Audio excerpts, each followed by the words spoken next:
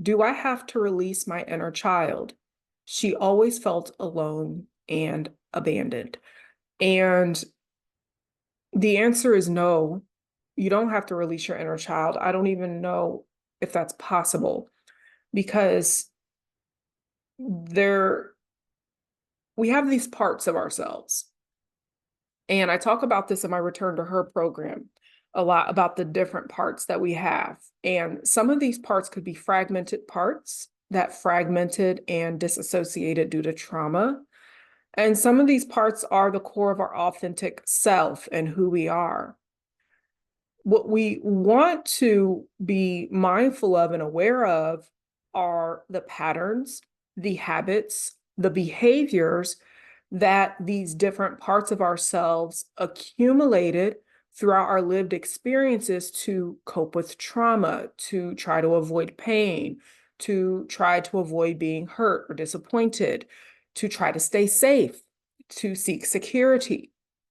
Sometimes those habits and patterns and behaviors are self-sabotaging.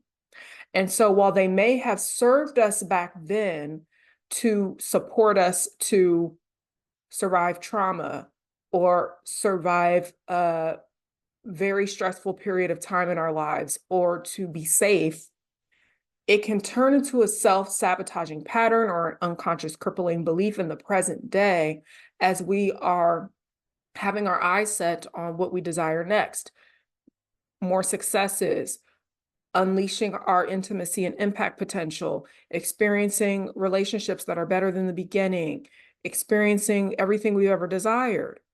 And so it's not necessarily about your inner child has to leave. Rather, how can you actually embrace and love on that part of yourself even more with self-compassion, with gentle observation and awareness, with empathy, having empathy for the self, while noticing any habits, behaviors, and patterns that are not congruent with the parts of your self-actualized self, with the part of you that is the dreamer, the visionary, that is the one that is going to come forward and co-create everything you've been desiring in this lifetime.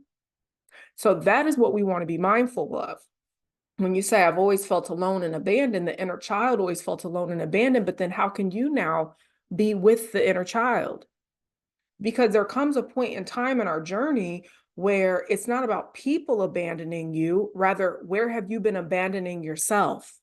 Where have you been betraying yourself in attempts to stay safe, in attempts to not rock the boat, in attempts to play small, dim your light, and hide so that you don't experience pain or disappointment or rejection or abandonment?